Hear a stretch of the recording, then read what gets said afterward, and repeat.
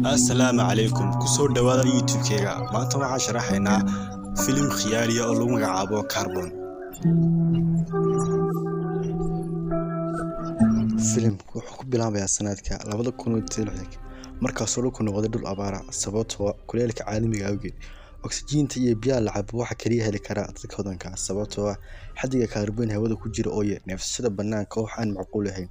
Guryaha waxaa la keenay hawo qayb ahaan nadiif ah laakiin banaanka dadka waxaa looga baahan yahay inay xidhaan maaskaro si ay u noolaadaan.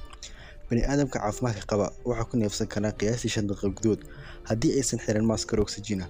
Oksijiinta oo bari ahaan jirtay qayb asaasi ah oo dabiici ah hadda waxay isku rogtay badeecad dhowr milyan oo dollar. Shirkado ayaa soo saaray oksijiin macmal ah waxayna ku iibiyaan heer aad u xun maadaama dadka hodanka ah ay awoodaan. Dawladdu waxay siisaa oksijiin dadka saboolka ah qiimo jaban laakiin oksijiinta noocan oo kale ah ma aha tayada ugu fiican. Bini'aadamuhu waxay u carareen meeraha Mars iyagoo oo wata gaaloon oksijiin ah iyo biyo. Marka dadka dhulka ku nool noqdeen kuwo rabshado badan, oksijiinta dabiiciga ah weli waxaa laga heli karaa Himalayas ayaa tan ugu baahida badan. Waxaa lagu iibiyaa oksijiin malaayiin dollar xitaa way ka qaalisan tahay diamond-ka. Dhowr sano ka hor dadku waxay aad u xiiseynayeen inay helaan oksijiin waxay sababtu tahay dhowr dil iyo mudaharaadyo ka dhacay awgeed. Dawladdu waxay tan iyo markaas mamnuuceen ka faa'iidaysiga oksijiinta dabiiciga ah xitaa taanjiriinta looma ogola inay ka ganacsadaan ama iibsadaan.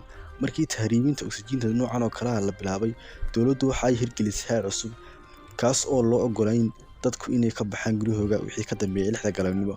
Qof kasta oo lagu arko meel fagaara ah inta lagu jiro bandowga waa la togan doonaa isla markaaba. Jilaha filimka waa nin 30 jir ah oo lagu magacaabo Rodham wuxuu ku dhashay Mumbai, India 2017. Xaaladda deegaanka awgeed waxa uu la kulmay wadne xanuun isla markii uu neefsaday. Isaga iyo 143 ka mid ah dhallaanka dhashay sanadkaas waxay la ildaran yihiin wadne xanuun waxayna ilaa hadda ku nool yihiin caawinta wadnaha macmalka ah ee garaaca wadnaha. Rodham waa inuu had iyo jeer sitaa boorso ay ku jirto qalabka ku dhagan laabtiisa. Waxa uu ku andacoonayaa inuu maqal kaliya sheekooyinka dhulka cagaaran iyo buluugga ah oo rumaysan yahay inay tahay khuraafaad kaliya. Ma qiyaasi karo adduunka ay oksijiintu ku badan tahay oo biyuhu aanay ahayn raaxo. Shaqadiisa waa inuu tahriibiyo oksijiinta dabiiciga ah qiyaas yar. Waxaa loogu ogolaaday inuu qaado 2 qas oksijiin ah meel kasta oo uu tagayo taasoo ka caawinaysa inuu tahriibiyo oksijiin badan. Bilowga filimka, Rodham waxaa lagu toosiyay qolkiisa oo la wadaago dhowr shaqaale oo kale. Dawladdu waxay ka dhaqaaqday inay sahayda oksijiinta guryaha la joojin doono muddo gaaban gudahood. Dadka waxaa loo sheegay inay xidhaan maaskar oksijiin xitaa marka ay gudaha ku jiraan. Muddadaas waa maalin caadi ah. Rodham ilaa uu subaxii saaxiibkiis ugu yeedhay kulan uu la yeelanayo macmiil magaciisu yahay Yacquub kaasoo diyaar u ah inuu malaayiin siiyo si uu soo tahriibiyo 2 saacadood oo oksijiin dabiici ah. Qof kasta oo dhinaca macmiilka ayuu u yimaaday si uu soo qaato oksijiinta laakiin maadaama amnigu aad u adag yahay maalmahan, Rodham waa inuu nafsadiisa khatar geliyo oo uu tagaa macmiilka. Waxaa isla markiiba ku dhaqaaqay shaqadii. Hadafka ugu dambeeya waa inuu ururiyaa lacag ku filan si uu Mars u aado oo nolol cusub u bilaabo. Rodham iyo saaxiibkiis waxay aadeen burburka dhismaha si ay ula kulmaan Yacquub. Waa gaangista ugu weyn Mumbai. Ninka wuxuu xidhay leeyahay Mars oo dhan waxaana uu taanjirida siiya oksijiin saafi ah. Rodham waxa uu sheegay inuu haysto shaati uu ku qaado oksijiinta si aanay shaqada isaga ugu adkaan. Kooxda Yacquub ayaa dharkiisii jeexjeexay si ay u hubiyaan inuu run sheegayo iyo in kale. Waa la hubiyay dhammaan waxay arkeen qalab bilibiliqleynaya oo laabtiisa ku xidhan.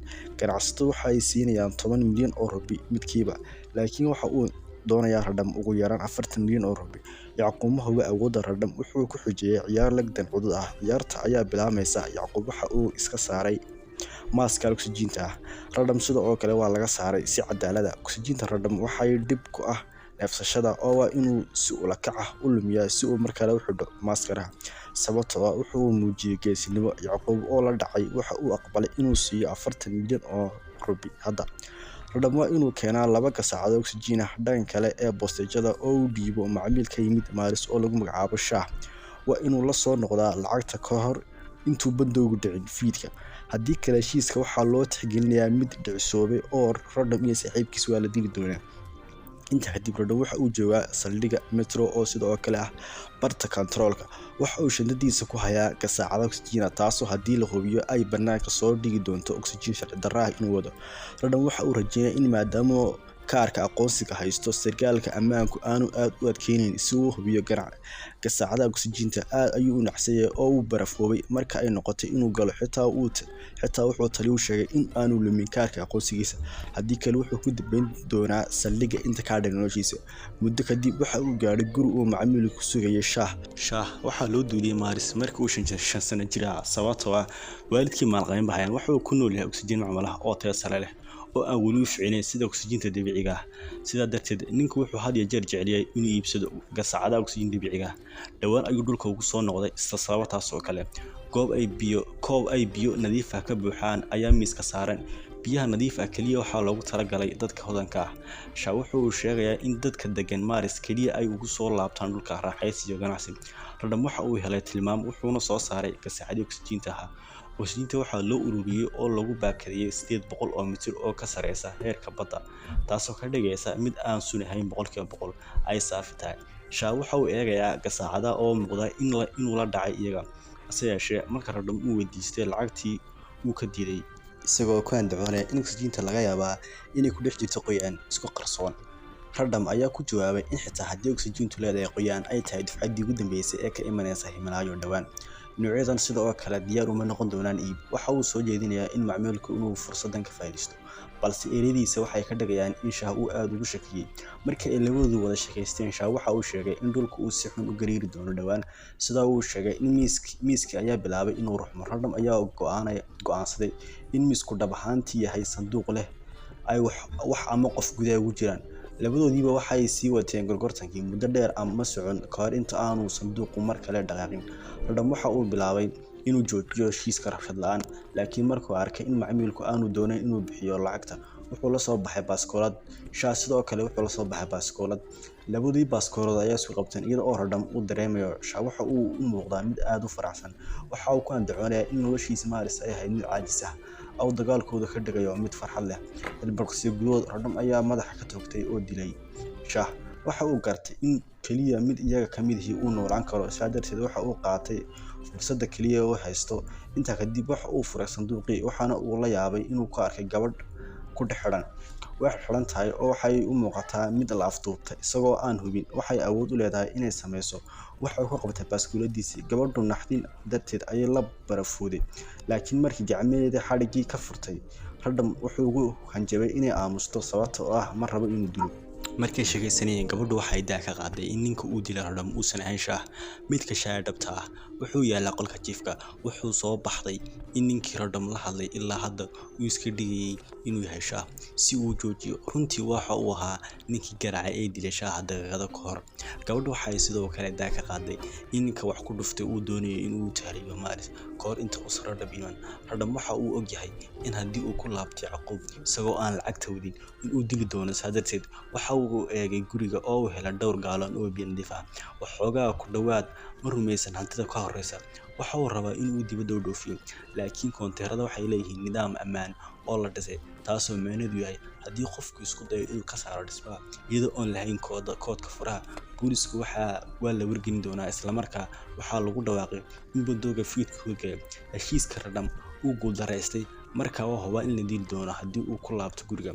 Waa in uu si degdeg ah ugu fikiraa sida uu magaalada uga baxsan lahaa ka hor inta aanu Yacquub helin. Dhinaca kale, Yacquub dulqaad la'aantii baa ka dhamaatay. Uu sii kari waayay Radam iyo intaankiisa marka loo sheego inuu bandoogu socdo. Waxa uu ka siibay maaskari oksijiinta saaxiibkii Radam, aakhirkiina uu dhintay. dib u noqon Radam ayaa gabadhii weydiistay aqoonsigeeda dhabta ah. Waxa ay isu soo bandhigtay inay tahay magaceedu Bari, waxayna sheeganaysaa inay tahay qaxooti uu Shaw iibsay. Wuxuu qorsheeyay inuu kaxeeyo Maaris si ay marodiisa noqoto, laakiin isla markii ay halkan timid, ninkii wax ku dhuftay ayaa dilay Shaw oo dilay isaga.